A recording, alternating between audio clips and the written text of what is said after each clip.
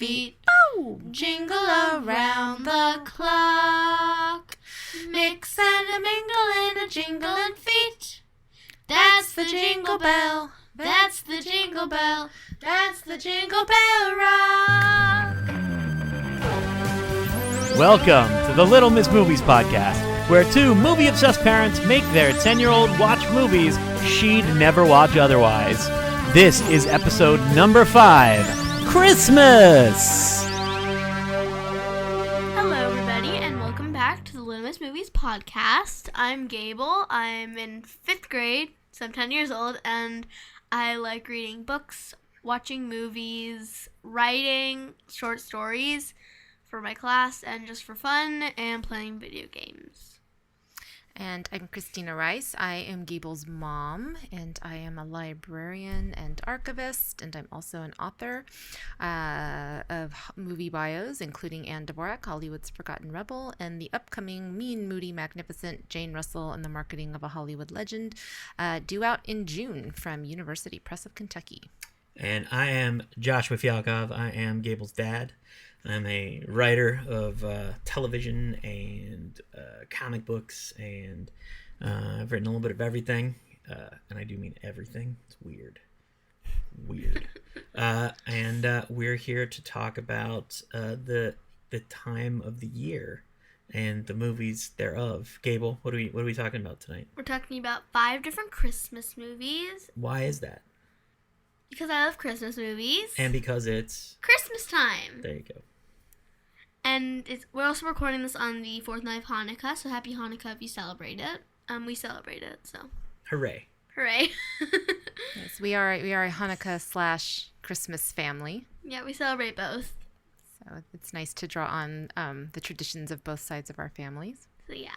And that, like, every good Christmas carol of the 20th century pretty much was written by a Jew, because that's what my people do. So, you know. Yeah. Like anything we talk about, we're right in there somewhere. Right in there somewhere. Because there aren't really Hanukkah movies, are there? There's 2 horror movies that I know. Okay. Yeah, we're not watching either of those. Paul Lenny directed the Golem, which I think is like in the late teens, early 20s, which is about the Golem, of course. It's not specifically Hanukkah, just more of a Jewish-themed monster movie. And then there's within the past 15 years, I think, there's a Hanukkah horror movie. So I think once you have, one horror movie for a holiday, the rest are just destined to come. As we've seen from Black Christmas and the 14 other Christmas-themed horror franchises that came out of it. Clearly, it's Hanukkah's turn. So I'm going to work on my spec, is what I'm saying. All right, get on that. As soon as we're done. Get on that. But today we're only talking about Christmas movies. Yes. So we have 5 different movies. And at Gable's request, so normally the idea of this podcast is to introduce her to movies that she hasn't seen before. But because she is such a fan of Christmas, she did request that we talk about a couple of movies that she has already seen. And that I like. And that you love. And then we'll move into a couple of new ones that we watched. Yeah. So do you want to kick us off with your 2 that you requested we talk about? So the first 2 movies that I said we need to talk about them is Nightmare Before Christmas, which is a Christmas and a Halloween movie, and the movie Elf. So we're going to start with Nightmare Before Christmas. Okay. So what do you love about Nightmare Before Christmas, Gable? I love how it's 2 holidays. It can be both a Halloween movie and a Christmas movie. And I like the claymation. I think it looks cool, and it doesn't look like claymation. It's technically stop animation is what we would call it. Claymation. Stop animation. Claymation. Well, it's not really clay. They're like figures. They're dolls. I'm gonna Sticking with claymation. Yes. Yeah. Like Gumby. I don't think she knows Gumby. Wow. Okay. But I like how it does not look like it's. It does not really look like it's stop flows. motion. Yeah, Yeah, it flows. it flows. It doesn't really look like it's stop motion. Mm-hmm. So I like that. I think it's awesome because we get to see Christmas Land. Yeah. I want to go to Christmas Land very badly. Yeah. Sounds awesome. And looks awesome. I love this movie. It is one of my favorite movies of all time. I saw it when it came out in the theaters in 1993 and absolutely fell in love with this movie. And again, like for the reason, like visually it's so beautiful, and that the stop motion is just seamless. And I really like connect with the characters as well. Like I love Jack. I think Jack is, when the movie came out, like I kind of understood Jack. Like I think I felt a little bit wayward, but then I also love his, he's so optimistic. And even when he's in over his head, I think he doesn't quite realize it. That's the entire movie. He's trying to create Christmas for a bunch of people who are made to do Halloween. Yeah. And to end up with toys that try to eat the kids that they're given to. Which is hilarious. You think it's hilarious? Yeah. Yeah. I know for a fact that we're going to do next year for Christmas, we're going to get a wreath, and we're going to make it the wreath that eats people. Yeah, we're going to That's all keep that up ruined. from October through December. Yes, we And are. I also love, like, my favorite song in the movie is Poor Jack. After everything's just gone completely upside down. It's literally everything's blown up in his face. And he feels sorry for himself for about 30 seconds and then says, well, that was still kind of fun. And I gave it my best shot. And well, yeah, I guess I'm really good at this other thing. So that's what I will do. And I just love that he's so resilient and can bounce back from it. I think that my favorite song is What's This? Because you love Christmas? Yes. But who's your favorite character? Sally. You love Sally. Why do you love Sally? But I like how she cares about what happens to Jack. Like she knows, don't do this. It's going to end badly. Mm-hmm. Just don't do this. And she like tries to stop him. He just doesn't really listen to her. But I think I like Sally because she also tries to help Santa escape from Oogie Boogie. Well, and she's very practical, and so I Yeah. think. So I think I love Jack, and I think I understand Jack to a degree, but I would never have like the guts to do what Jack did. So I think when it comes to being like very, very practical and very sensible, I definitely relate more to Sally, and I can see that's why you're a pretty practical kid. So I think that's why you're very much like Sally. The thing I sort of cherish about that movie and what I find to be most interesting is that it's this like strange beast. I mean, it failed. Like that is a failed movie. Yeah. Like it was to all intents and purposes, right? When Disney kind of stuck their neck out and made this weird thing, and they gave all this authority to Tim Burton, who then essentially just handed it over to Henry Selick. It was like, you do it, Henry, you'll be fine. Who cares? You'll do great. And it just crashed and burned, except with this very specific audience. And the audience decided that wasn't good enough. Like, it's such a strange sort of like genesis of it, because I think when the first time they released it was like, that was what, like 1998, I think. What, the original release? The second release. Oh, the second. Oh, They released it I think 5 years later they released it. yeah, that's right, they did. I remember going to see it. I don't remember when which that was the first time they were really like, oh wait, this might be a thing. And I remember, because I was working in a movie theater at the time, and I remember this like strange like swell from people who came, where the theater was certainly busier than it was any time I had seen it in theater when I was just going. And we were selling out shows because people really connected to it in a way that I think actually surprised Disney. Like, I think Disney had no idea that people liked it. And I think just the idea that this company, that they were less of a monolith than they are now, but they were this huge company who like made everything they made was like so calculated and so riskless. Like everything was designed to be exactly the right size and shape that it's going to get the most audience humanly possible. And yet the thing that had its most real like cultural impact was this completely oddball weird thing that they just did not understand. Well, and they didn't even brand it as Disney. It was Touchstone. Yeah. But yeah, I remember like when it came out, because I'm a collector, like there just was there was no merchandise. And I think like what little merchandise there was, I think got snapped up by, kind of these diehard fans that had found it. So I remember when Grandma Louise and I, Gable, would go every year, we'd go to Toys R Us to go shopping for Aunt Susie. And I remember one year, like we found a Santa Jack figure. And that was the only thing that there's so much merchandise now. It's just crazy how much Nightmare merchandise. Like you literally have a miniature Halloween town somewhere. In storage. I have so much. And like once Disney caught on to it, then it was an absolute onslaught of stuff. But like us early, the only, like I have one tattoo, and the tattoo I have is of Jack that I got, like 20 years ago. Because I just loved that movie so much. I only have one tattoo, and it's a dancing lady. You do not have any tattoos. You think they're awful. Tattoos. Don't get tattoos. Not a fan. Yeah, I know. Yeah, I was Not a young. fan. I was young. So, do you want to move on to the next movie that you selected? What is that? Elf. Okay, and? I like it because it's so funny. I like it how Buddy just thinks like people are used to seeing elves everywhere, and like they know at Santa's workshop and all that. I think it's like so funny how he's like outraged. He's like outraged that I got the Macy's or whatever it is. Like Gimbals. It's usually Macy's in real life, but he's like outraged that it's not real Santa. He's so funny. He's like expecting Santa to come, and it's not really Santa, and then he tells everybody that's not the real Santa, and he's like, and everybody's just like, wait, you've met Santa, that's not possible. And then when he realizes that people don't believe in Santa, he's just like, how's that possible? You're real.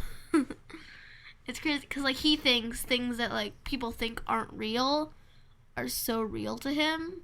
I think it's funny that like he keeps on going around saying, well, sure, you know about this and you know about that and all that.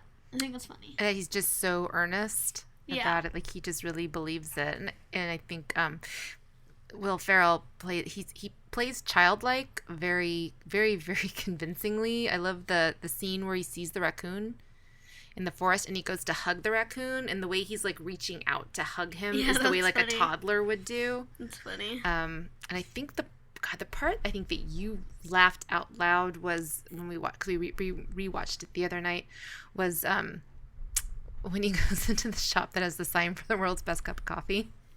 Yeah, and then he, congratulations. and you have the world's best cup of coffee. But then later in the movie, when he buys the coffee, he's like, that girl's just like, oh my god, this is the grossest coffee. Where did you get this?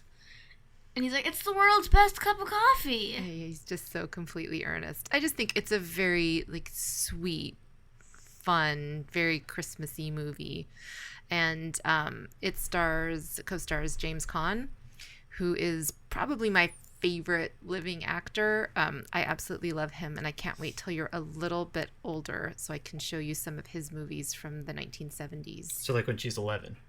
Yeah, then I think That's we, in I think one we can year. totally watch The Rain People. That's in when like she's 6 11. months. Yeah, you'll be totally ready for The Rain People. We might wait till 12 for The Godfather. And as a side note, from our Wes Anderson episode last week, 2 weeks ago, Wes Anderson got to make Bottle Rocket, his first movie, because of James Caan. James Caan. So, Clap, clap, clap, James clap, Caan. clap. That man is a prince. He's a treasure. So for me, again, growing up Jewish and extremely cynical, so we didn't really have there was like none of this to be had in our house. Like we were as Jewish as could be. Like it was very Chinese food and all that stuff for Christmas. So I don't have anywhere near the associations with it as either of the girls do. The thing was, there's sort of two things about this movie that I'm sort of enamored with. Three, I guess. One is Bob Newhart, because he's just a treasure. You put that guy in anything and I will watch him. And for parents watching with their kids or listening with their kids, just get, the Button Down Mind or more of the Button Down Mind. Like his records that he recorded when he was a young man, through both Newhart shows.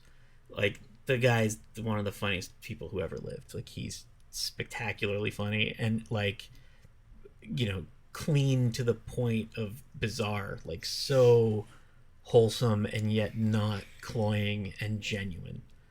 He is literally the opposite of Bill Cosby. Like, he is just the best. Like, you can tell he's a good dude and he's a great guy, and his stuff is so intimate and real, despite the fact that it's even more like it's so abstract and bizarre. So that's number one. Number two, the movie does this crazy thing where it is like, if when you talk about the story, it is like cloying and obnoxious. Like, it just sounds like the dumbest, stupidest thing, but it's not executed that way. Like, it's really executed in like such a sweet way. Like, the scene that comes to mind is when and again, it's funny because it was only made 10 years ago now, and now you don't make the scene.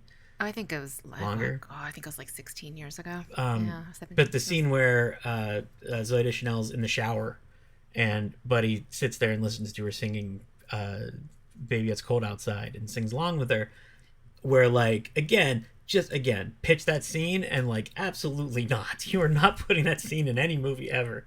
Like, just putting the song in is verboten now. Like, let alone that. But it doesn't feel yucky. Like, it doesn't feel like, it feels like such a genuine, like, he can't help but be like enchanted by her.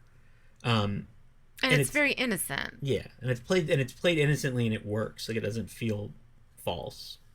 And then the final thing, which we talked to you about, Gable, is the special effects. Like, they do, the whole opening set at the North Pole, it's virtually all practical.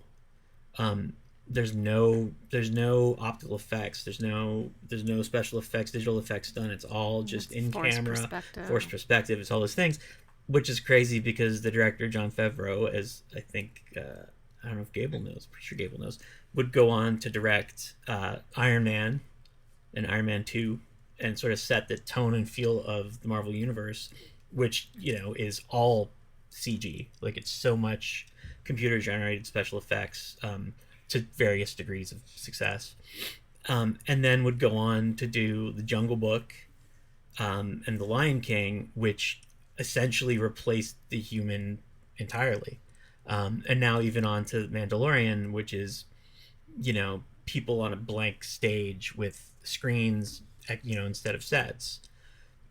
So the fact that, like, you see what he accomplished with limited tools, and it actually makes, I watch it and it actually makes me kind of sad, because I think, like, when you walk away from that stuff, you get lazy because you can do anything.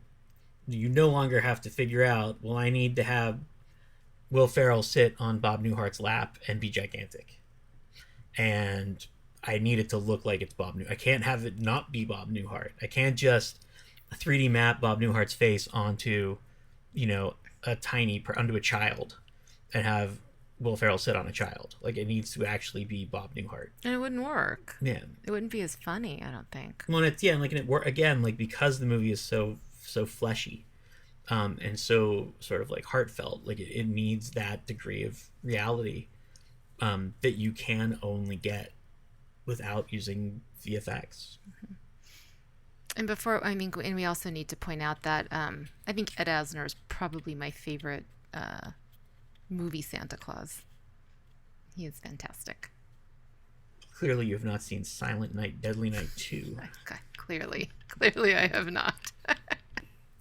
And so is there anything else you have to say about Elf? Everybody who has a kid should watch it because it's really, really funny.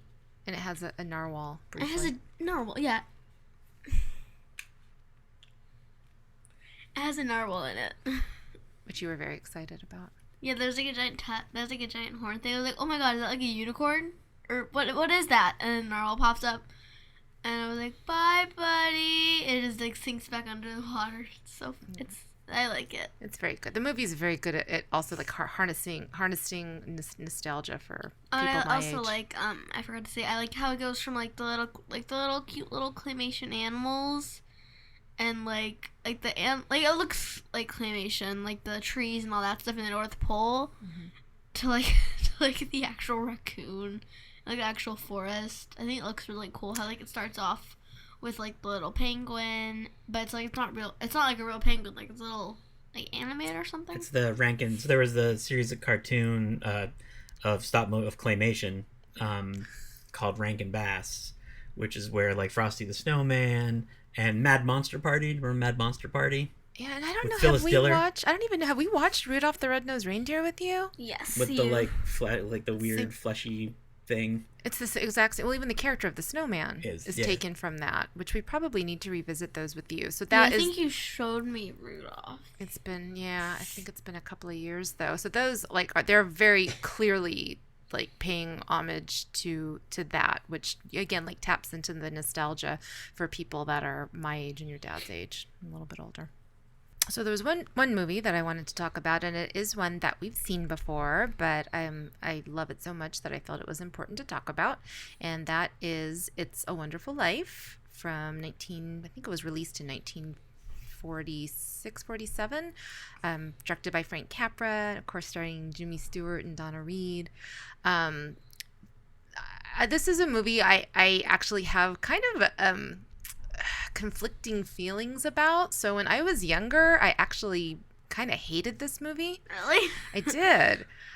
Because, I grew up in a suburb of Los Angeles, and it was, it wasn't a town exactly like Bedford Falls, but, it was, I guess compared to the city, it was, small, it was a town.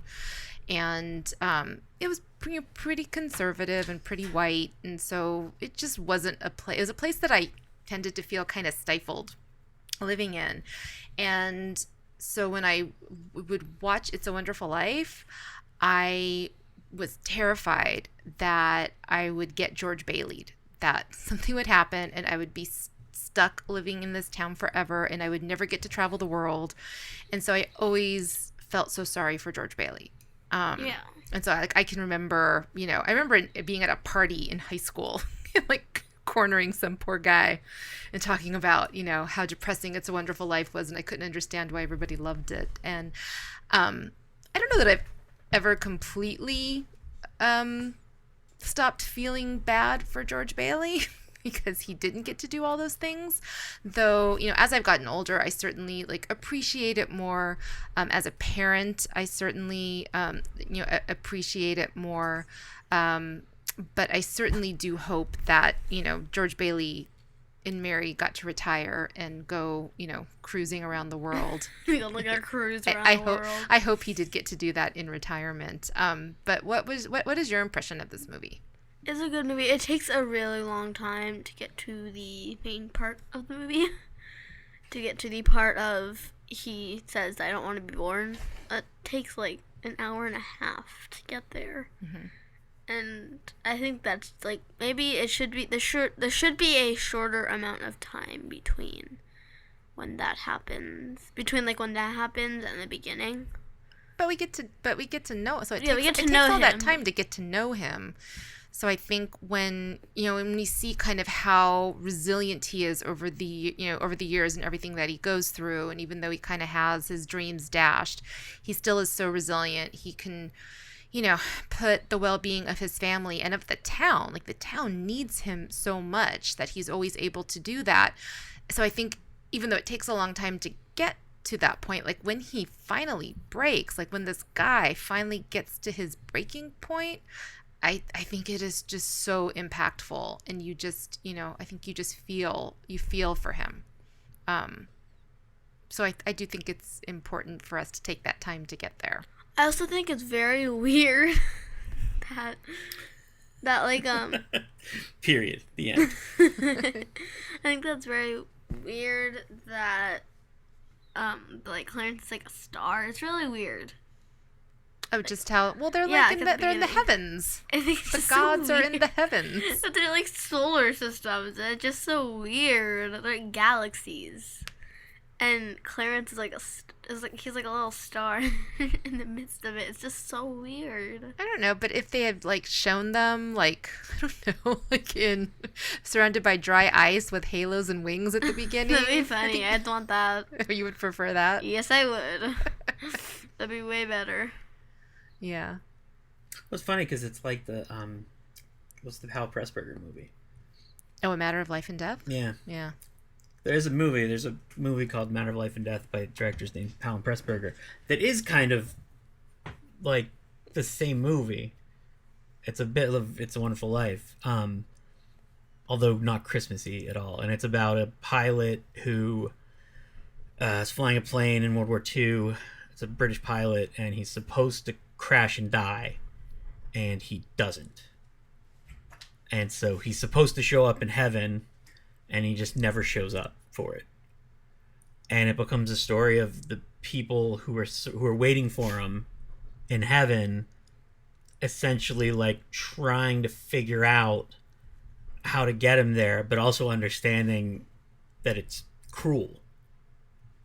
You know, like it would be cruel to do that to him. Does that make sense? Yeah. And it's kind of the same thing where it sort of tracks his purpose and tracks what he's done in his life and what he's accomplished. The weird thing about it, versus It's a Wonderful Life, is that movie is essentially the equivalent to the suicide, etc. in this, is that he gets put on trial by the heavens. Like the heavens put him on trial, and he has to, defend his life. His friends defend his life. Explicitly because one of his friends dies in a kind of weird motorcycle accident still. And so you sort of have this like similar structure where you get to see his whole life and see what's important, and in the time that he's, in his borrowed time, he falls in love and finds the perfect spouse and the perfect life and all these things. And that movie, like It's a Wonderful Life, is like emotionally just like a punch in the face. It's so heavy. Like it's so like just sobbing, but you're sobbing by the end of the movie because you're so invested in what happens to him, and you don't quite know what the right answer is. Like you don't know what you want. I think the difference and part of why It's a Wonderful Life is the like really well-known movie, and why that movie has sort of stayed, is that It's a Wonderful Life has an answer, right? Like it gives you a very like easy solution to the math equation. Right, like it doesn't have a question mark at the end. The answer is, all you need is friends, and everything will be great. And it's such a like short, kind of pat, easy answer that I think it like reverberates with essentially everybody. There's no way you can watch that movie and not feel it from top to bottom, because you know exactly what it means. You know exactly what it means to have people who love you and care about you and look out for you. And I think that's probably why it's lasted as long as it has, is because it really does this very nice job of sort of simplifying how we feel as people in like a very kind of big way, in a way that all of us feel. Like we've all felt lonely, we've all felt insecure, we've all felt like we're missing out on things, and we all want to believe that it's for a reason. And that's really what It's a Wonderful Life is about, is that there is a reason. Yeah. That's it. That's all I got. That's all you got? I think it's also lasted because of, because Frank Capra was, I love Frank Capra. I know people are sometimes mixed on him, and just Jimmy Stewart is so incredible and so completely carries that movie. And I think we might have talked to you when we rewatched it that when the movie came out, it actually didn't do very well. So it wasn't very popular, and it lost money at the box office and just kind of went on the shelf, and the copyright on it was not renewed, which means that it fell into what's called the public domain, which means that anybody could take anybody can use it. So the TV networks just started showing it. So they all would show it. So all of us would watch it, and we would actually, so when I was your age, like all of us would watch this movie like actually multiple times because it was on so much. And that's what ended up just giving it life, was that it ended up being, this shared experience for all of us who grew up with broadcast TV. And it was just this annual event that It's a Wonderful Life would pop up on TV, and we would watch it. So. Yes, I never watched it as a kid. Like didn't? No. I remember it being on. I remember being like very specifically. I remember being like 6 years old, and there was my parents had friends whose house we'd always go to for Christmas, And I remember every time Like we were on there, Christmas Day you would go, or just Christmas season? I don't know, Christmas. I don't. Who knows? Okay. Who knows what you people do with your Christmas times? And I remember not being able to find anything to watch on TV and being so irritated because it felt like the only thing, because they didn't have cable and they just had broadcast, and it seemed like all the channels were just It's a Wonderful Life, and that were. dopey guy running down the street saying he loved things. You know? Oh my god! And now you like tear up when you watch it. It's like totally effective. No, look, it's Frank Capra doing. Like, there's a reason that Frank Capra is considered a master. I think it's interesting that he's not thought of. I think like John Ford is thought of as like with more respect. Mm-hmm. You know, I think. Well, because Capra's movies Hawks are and, like, all those so. guys. Well, his like really well-known movies are so idealistic, so that Gable, like, people have come to refer to a lot of his movies because they are like, the characters are, you know, they are so idealistic, and that his movies get referred to as Capricorn. Yeah. Like they're corny. But I love them, and he actually directed It Happened One Night, which we watched. Which we have. That's the Clark Gable one. Yeah. Oh, okay, yeah. You know, that one when they're on the bus? Yeah. No, he's a fabulous director. But again, I think people are mixed on him. And he directed a movie, I think, which is one of the most, I think, idealistic looks at, cynical yet idealistic looks at the country, which is a movie called Mr. Smith Goes to Washington, which I've not been able to bring myself to watch the last few years. So in late January, in theory, January 21st, I'm planning on watching Mr. Smith Goes to Washington again. In watching it, Gable, like what sort of, like, what spoke to you in it? It's okay if you say nothing. Nothing. Really? Really? Nothing? I liked the whole movie. Like, I don't know. I just liked the whole movie. Although I have to say, it wouldn't be a movie watching experience if Gable didn't take something very literal about it. And so I think, by your estimation, Mr. Potter's like 120 by the end of the movie. Yes, he is. I don't disagree. He's very old at the start of the movie. He's very old when he's a child, and he's very old at the end. Yeah, he's very old. Like when he first meets George, when George first sees him, he appears to be like in his 70s. And George is 6 or 8. He's like 10. And then he's like 10, yeah. And then he's like 12. Over the intervening years of George's life, he seems to not get any older. So he might be a wizard, is what I'm saying. He might be a very evil wizard sucking at the life of everyone. I think that's quite possible. Like, I mean, like in Harry Potter, Voldemort's like 90. Mm-hmm, see? Yeah. Dumbledore's 105. So it's possible. Possible. And I would like to point out that my Harry Potter obsessed child, when Jimmy Stewart, has never been born, the place is called Pottersville, and he was like, "Is that like Harry Potter?" I'm like, "No, it's like Mr. Potter." No, I didn't say that. No, I said I just can't look at that sign. I just can't think of Pottersville without thinking of Harry Potter. And how much you'd like to live there in the sex crazed slum of Pottersville, just because it has a great name. No, I think more how much she wishes we were watching Harry Potter instead, probably. I actually did learn a new fun fact about Harry Potter. Uh-oh. Is this an actually, it's not very long. It's not. Okay, it's just a quick thing. Nicholas Flamel, he's actually a real person. Oh, you did learn that. Yeah. Side note, but yeah. If anybody's interested, he's actually a real person. He's not immortal, but he's a real person. Right on. Well, in the 1400s. I hope ultimately you do enjoy It's a Wonderful Life, because that is something we are going to watch every year. So there's a local movie theater that shows it every year. So I was kind of hoping that would become our annual Christmas Eve tradition, which obviously isn't going to happen this year, but hopefully next year we'll be able to see it. And we should say there's a brand new 4K restoration. Yes. That is, Jesus, it's amazing. Like, we did watch it. Holy crap. Yeah. It is insane how good it looks. It looks incredible. Yeah. So, yeah, especially, and that's the problem, like, with those movies that fell into the public domain, although I guess by some weird loophole, It's no longer. It's no longer in the public domain.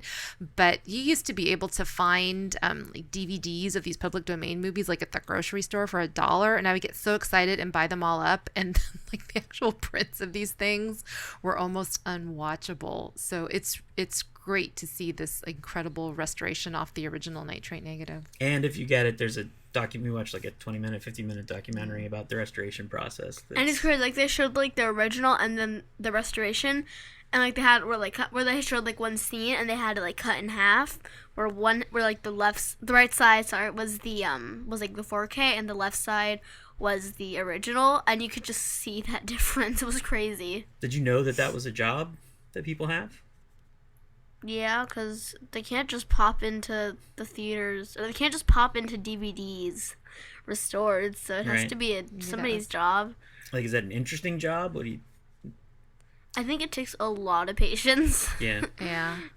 Yeah, that was the job I like when I went to graduate school to get my degree.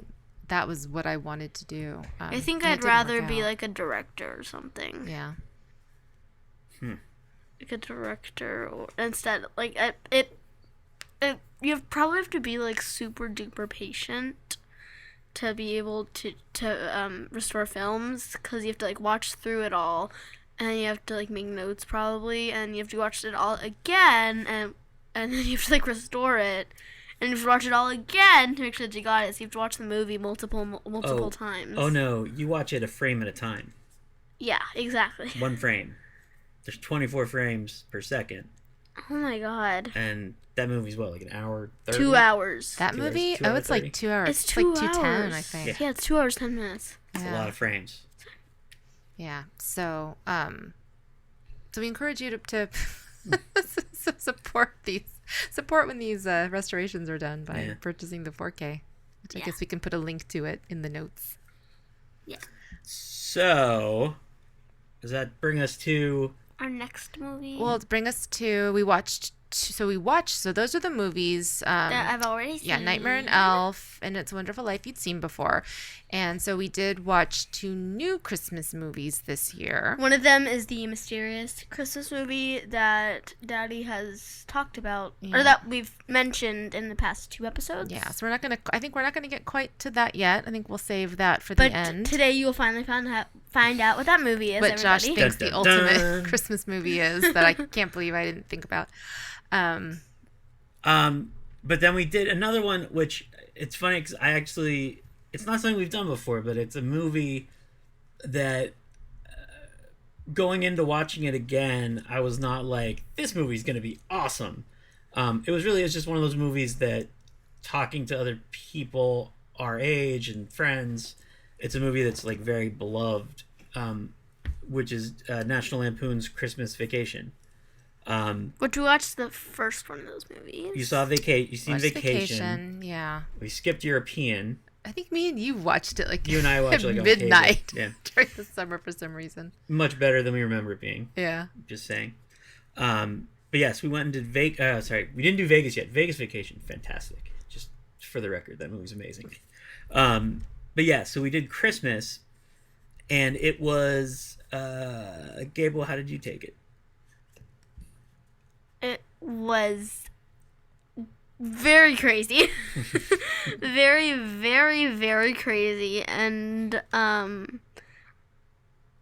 I'm about to start saying how it's impossible that he decorated his entire house with lights. Is it though? Yes, it is.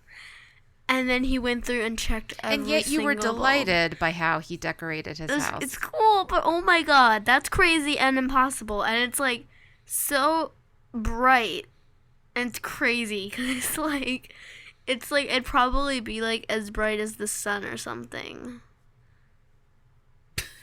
It's crazy Cool. and impossible. Cool. I'm glad that it made a big impression on you. Like it is a movie that when it came, again, cynical Jewish guy, like when it came out, I was like, I don't understand why people like this thing. Like, it's fine. It's not as good as original or European. Watching it as an adult and as a parent, I get it a little bit more. You enjoyed it. Yeah, I enjoyed it more than I thought I would. Yeah. I was laughing a lot more than I ever did watching it before. Yeah. And And it stars Juliette Lewis as the daughter, and oh my god, what I forget his name? Galicki. Johnny Galicki from Roseanne is the son, which is nice. And like the cast is great. Julia Louis-Dreyfus is the next door neighbor. Yeah, that's a great cast. Diane Ladd's in it. Yeah. Yeah, the cast is amazing. I feel bad for those poor neighbors. Yeah. They have to deal with all the crazy lights, and don't they chop down one of their trees at the end? Mm-hmm. And then there's a squirrel in the tree. So like watching a movie, so to look at sort of like the range of movies between like, say, It's a Wonderful Life and National Lampoon, right? Where It's a Wonderful Life is like the most, it's still funny, it has jokes, it has like light moments, but it's, you know, very serious and earnest and very, it takes itself very seriously. Whereas National Lampoon is like clearly just like a slapstick broad comedy. It's like it's definitely supposed to be really funny. Yeah, it's madcap and wackadoo. Like, which one of the two did you kind of find yourself drawn to? National Lampoon, just because I like how funny it is. Yeah. Because it's funny and it's a Christmas movie. And it's light. Yeah. Yeah. So you would rather watch that one than It's a Wonderful Life? Yeah. Yeah. I still like. Well, tough because I still like It's a Wonderful Life. I just like the other one. Like it's more my style of movie. Yeah. Yeah. What does it feel like? What specifically about it? So I just like how funny it is. It's just like so funny. Then everything goes wrong. I think it's just so funny. Well, it's also like, is it because of how like this year has been so dark in real life? Yeah. And it's like, this is just so funny. And it's like, wow, it's a world where funny things still happen. Honey, I got bad news for you. It is not. That's over. That's over now. that is not true. We're not doing that anymore. That is unbelievably not Funny true. has been put away permanently. No, it has not. It has not. Don't listen to your grumpy dad. So, after much consternation, is that the right word? I don't think that's the right word. I disagree. That's what he does. I decree upon thine things. The second greatest Christmas movie of all time. The first, of course, being Black Christmas. The from 70s. 70s Black Christmas from director Bob Clark, also known as the director of Christmas A Christmas Story. Story, and the equally awesome Porky's. Porky's. It's very confusing. It's So so I'm not allowed to confusing. talk. We weren't allowed to show Gable, despite the fact That I was younger than her when I saw Porky's. and that Black Christmas is a goddamn masterpiece. Eh, Highly recommended for everybody. I think right after we show her The Godfather, then we'll do Black No. Christmas. No. There's this horses. Do you like horses, Gable? I She like does. unicorn, then I like riding horses. Oh, well, then maybe The Godfather will work. Got a real close relationship with the horse in The Godfather. Anyways, so aside from Black Christmas, my pick for the absolute greatest Christmas film of all time is, in fact, not just the greatest Christmas film of all time. It is also probably the best action movie of all time. I would argue it might be the greatest Los Angeles film of all time. And this is the surprise movie that we've been mentioning. But if you know anything about movies, you Then you already know probably what know movie what we're it talking is. about. That is, of course, John McTiernan's classic, Die Hard. Die Hard.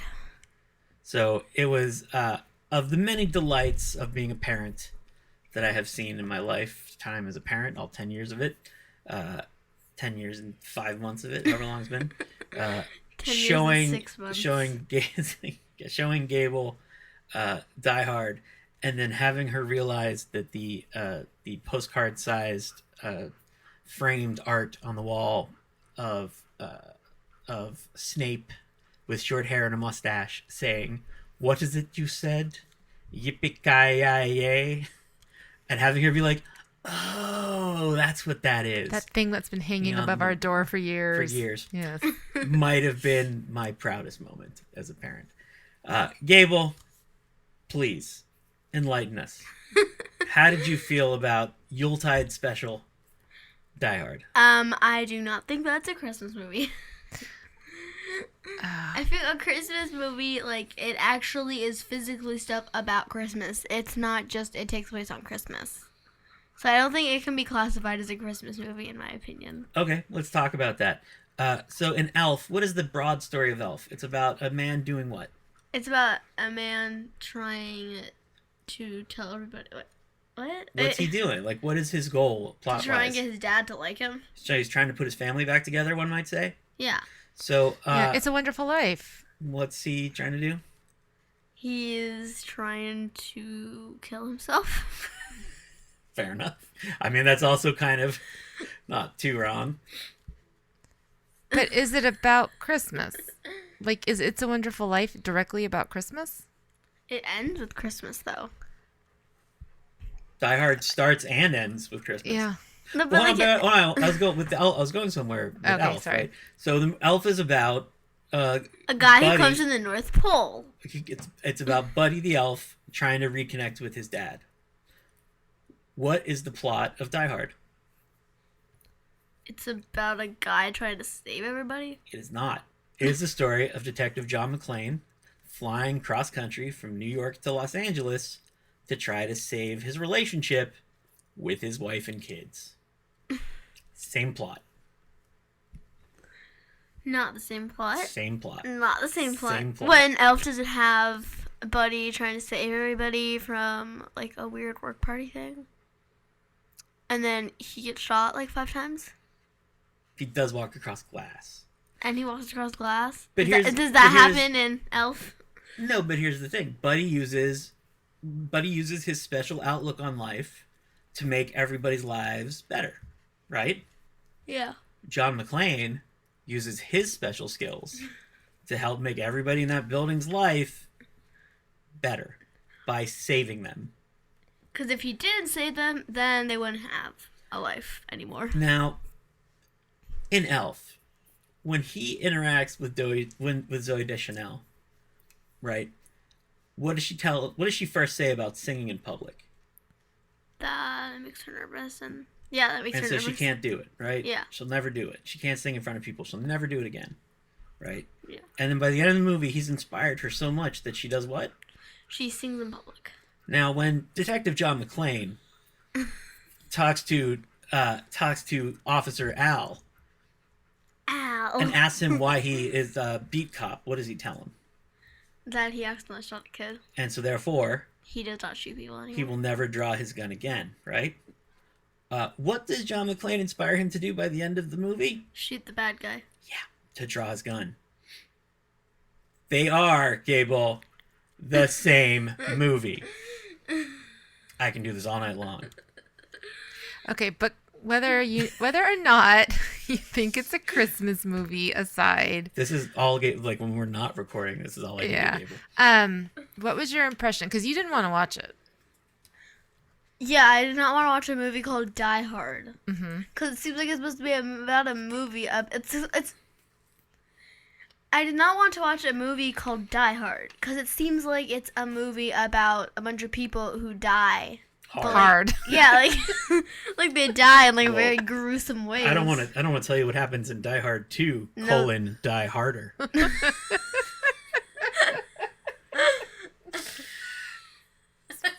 And yet you did watch it. We made you watch it, and It's not about a bunch of people who die in gruesome ways or die hard.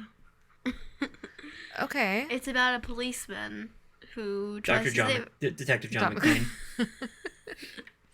It's about a policeman who tries to save everybody in the building without shoes on the entire movie. Okay, but what did you think? You were very resistant to watching this. As we were watching it, you did seem pretty riveted, though.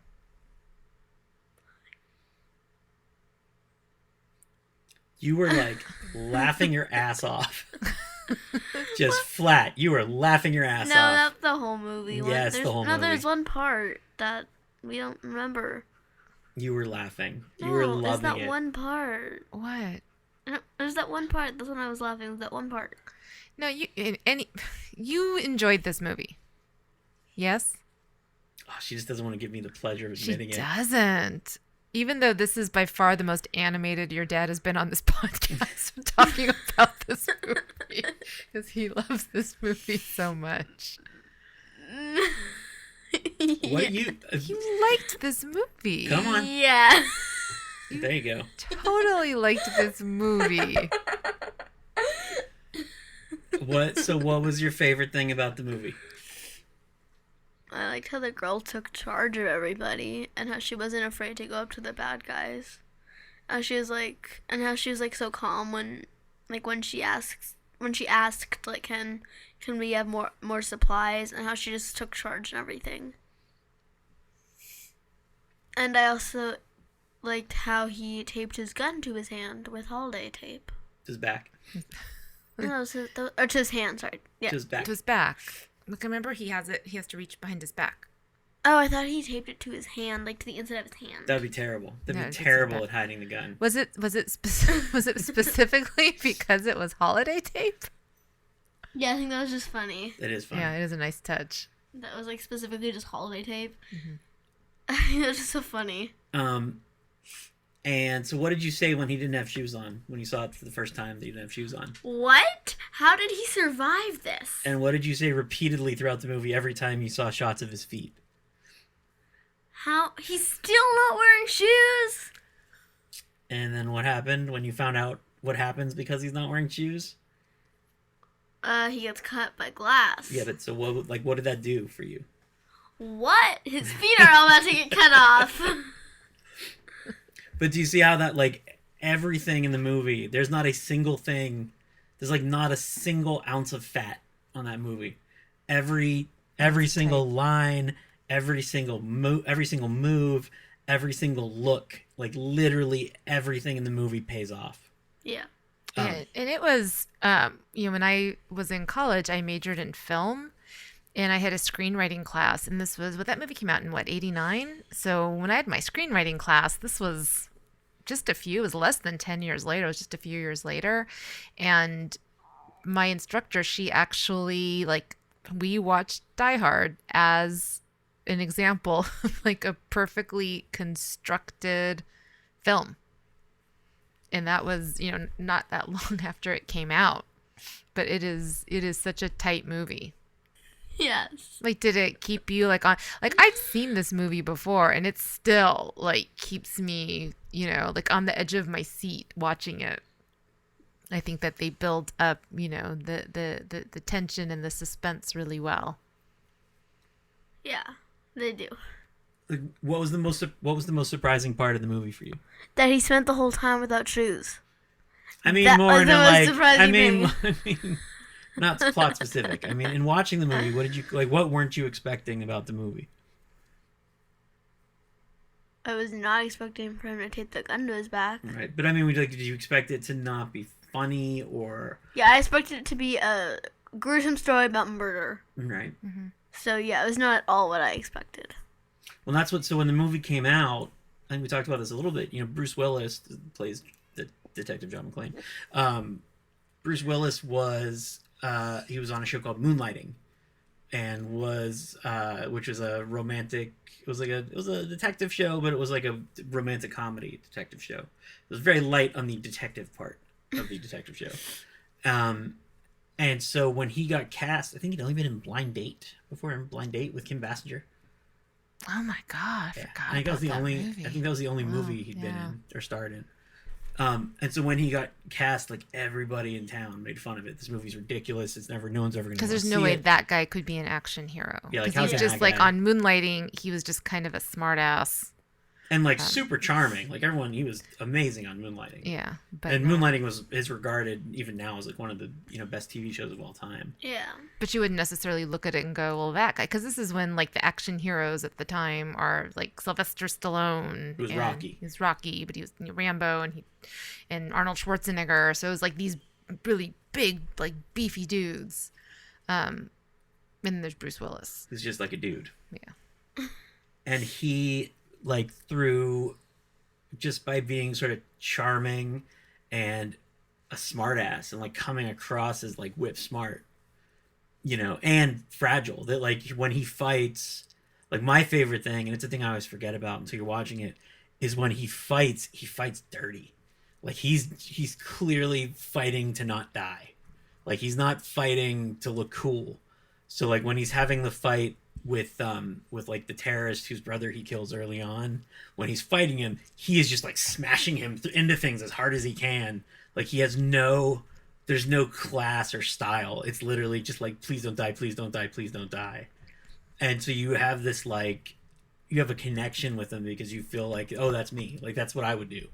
Like if I was in this situation, I would be useless. Yeah. Because he's kind of useless. Like the fact that he manages to survive through everything that he does is a miracle, and he makes it clear through his performance that it's a miracle, which I think is why the movie works so well. Is it perhaps a Christmas miracle? I think it might be. I think it might be. Well, and it's just, I mean, it is like the end of the movie is just, I think, is probably one of the most satisfying movies at the end, because just all of our characters, all the characters that we really like they all get a win at the end. Yeah, I feel like you guys were literally saying that. You're like, every character gets a win, like both of you. Like it's nice. Yeah, for like the last maybe 20 minutes of the movie, you're like, wow. You're like, everybody gets a win. And then when Al drew his gun, you're like, wow, yeah, everybody does get a win. Yeah, and even the Holly, the wife. Yeah. Like at the very end gets her last, yeah. She gets that last shot in. Oh, yeah. Right? Yeah. Like, I think it's probably, especially for the year that it came out, like, I think it's, like, the apex of 80s filmmaking. Like, it really is, like, if you take everything from the 80s and kind of ball it all up into one, like, I think Die Hard is, like, the perfect 1980s film. Just like Fight Club would do 10 years later. Like, Fight Club is, like, all of the 90s in one movie. Mm. I think Die Hard is that, too. Like, you can find bits and pieces of everything that makes an 80s movie happening in Die Hard, and happening like flawlessly. Mm-hmm. Including bad hair and shoulder clothing pads. for and like weird, for the women of the 80s. And like weird inappropriate nudity at odd times, things like that, where it's like, well, this is very much not the right time to show nudity. Yeah. Like, did you, Gable, in terms of the coarse language, how was that for you? What does that mean? The swearing. The bad language. Did you even notice? Mm-mm. I don't remember there being... I don't remember that. See? Yeah. And what about the catchphrases? What do you mean? Hey, come out to the coast, get together, we'll have a few laughs. I think you laughed at that. Yippee-ki-yay. I think when he said yippee-ki-yay, I thought of the picture thing. Mm-hmm. I was like, wait, is that what's on the picture? Mm-hmm. And then probably the thing that I think was probably your biggest surprise was Snape, right? Mm-hmm. How did you find Alan Rickman? He looked way different. He looked way different. But still awesome, right? Yeah, he's still good at his acting part. But he looked way different than Snape in the movies. You can feel, like, that's part of, I think, what makes the movie so good. I think when he talked, I was like, oh yeah, that's totally Snape.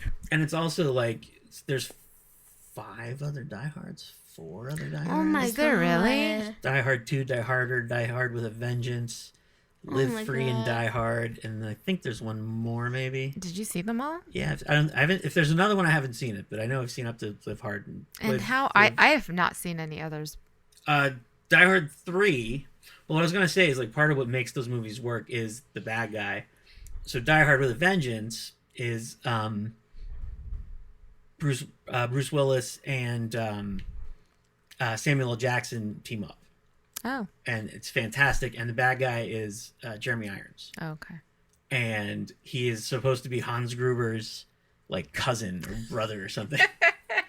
And it's very much, I think it was like another script for a different movie, and they just made it into a Die Hard, which is also, I think, the case for Die Hard 2. I could be wrong. But Die Hard 3 is amazing. Die Hard 2 is not amazing. Die Hard 2 is very bad. Die Hard 2 is Die Hard on a plane. Die Hard 3 is Die Hard in New York City. Oh my god. So it's like a scavenger hunt. Die Hard, where there's bombs placed all over the city and they have to solve where the bombs are before they blow up. Die Hard Takes Manhattan. Yeah. Die Hard Takes Manhattan. That's a movie. If only it was also in 3D, it would truly be appropriate. It'd truly be number 3 because it makes be in 3D, like all movies, like it'd all be, like all. It'd three be in pools. 3D, like Jaws 3D, and it takes Manhattan. Because isn't there like a movie called Jason Takes Manhattan? Yeah, but Yes, there's also there Friday the 13th 3D. That was a thing. 3D. Yeah. I'm also pleased that you did manage to sneak in the Jaws reference on this episode. So, This is now job. what I will do. would you recommend Die Hard to your friends? No. But you loved it. Yeah, that's because I'm me. So why wouldn't you recommend it to your friends? My friends don't like that kind of thing. How do you know? How do they know if they wouldn't like it? Really, I think my friend's brother would probably like it. your friend's brother would like it. I think that friend would like it too. Maybe. I do think that friend would like it. Would you Maybe. recommend it to other 5th graders? No. We'll do that. No. Why? Because it's not really a kid movie. Because that's swearing and stuff. So I don't think it's really a kid movie. I disagree. I think it's a family film. No, it's not a family Look at how film. it brought us together, for God's sake. Do you think? I'd you- say do- maybe like 13-year-olds. Maybe. Do you think other 5th graders would enjoy it? No. You baffle me, darling. You loved it. Yeah, it's because I'm me. I'm me. I watch you're- lots of movies. So you feel you are unrepresentative of other 10-year-olds? Some movies, yeah. So like 'Cause- Jaws? Like you think Jaws is a you thing? Yes. Yeah. Yes. Harry Potter? No, that's an everybody thing. Citizen Kane? No, that's just me thing.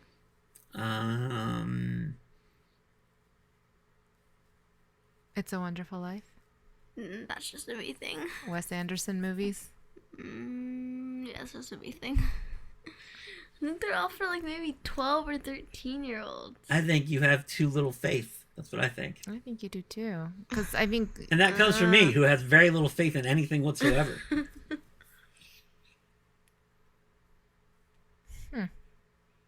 no. I think if they're like more teenager, like 12, 13. So do you think we Because should? they're not me. Should we not be letting you watch these? No, because I'm me. And I can watch movies. You can handle it. You're not going to act out Die Hard with your friends and cause mayhem. What? With What, did you do that or something? With faux German terrorists? Did you do that or No. something? No. No, I'd say they're all more like teenager movies. Mm-hmm. But I'm me. And you guys make me watch other movies, so it makes more sense to me. And yeah. I was about to say something. I What? forgot what I was going. I forgot what I was going to say. Sweet. Cool. Okay, so of all the holiday movies that we talked about, let's go through them real fast and see which ones we recommend. Nightmare Before Christmas, Yes. everybody. Yeah, everybody. What was the second one? Elf. Elf, everybody. Everybody. It's a Wonderful Life. Adults. Yeah, like adults, teenagers. Teenagers and adults. Yeah, Christmas Vacation. everybody. Die Hard. Teenagers and adults. 3 of those kids, the other 2 teenagers and adults. I got one more that I don't know if you remember it, but my actual like real Christmassy favorite movie that we haven't watched yet. And I think we didn't watch it last year. Emmett Otter. Do you remember Emmett Otter? Yeah, Emmett Otter's Jug Band Christmas by the masterful Jim Henson. everybody. Everybody, That's not really a movie. listen. How dare you? How dare you? You know, both of you are sleeping outside tonight. I'll sneak in through mommy's French doors. Nope. Well, maybe we should go watch Emmett Otter. Well, the other one I would actually throw in as a Christmas movie that I hadn't thought of is Gremlins. Gremlins One. The Gremlins 1. one. That is very much a Christmas I'd say movie. everybody like 9 and up or 8 and up, unless they were a very, very brave 7-year-old or something. You thought it was that scary? Yeah, it was when he was melting. It gets a little bit gruesome. It does. Like the scene with the mom battling the gremlins in the kitchen's pretty gruesome. Yeah, For that's me, gross. it's the. Which I know you think like the Phoebe Cates story is supposed to be hokey, and that is something from like my childhood because I was Gable's age when that movie came out, and that is something that is like her story about the dad getting stuck in the chimney. But I also saw it with the reference of Gremlins 2, where she tells the same story, but she tells it about President's Day, about her uncle who dressed up like Abraham Lincoln. But like when that story has like always stuck with me in just a very like awful way, and then of course with your dad thinks it's utterly hysterical. But I would go with Gremlins being another fantastic family Christmas movie. I'd say like 8-year-olds and up because it gets super gruesome. So I'd say unless they were like a very brave 7 or 6-year-old or something, I'd say no. Yeah. To anybody 7 and younger. All right, Gable, this is your last shot. What? What else would you recommend? Do you have any other last minute? We're not going to talk about Christmas again for a year, so. Is there anything else we haven't covered for Christmas that Take it you or would leave like it. to talk about? I can't think of any other Christmas movies. No, that's it. We covered all of them, huh? I don't remember anymore. Silent Night, Deadly Night. How did you feel about that one? I've never watched that. I've never watched. Do you it. want to? No thanks. 2 of Alright. them. I Yeah. think. I'm alright. All right. I can't wait till we can get into all the vacation horror, the holiday horror movies. There's so many. No. Fall Break, does that count? Fall Break. No. Gable, Fall Break has another title that might make it more appealing to you: The Mutilator.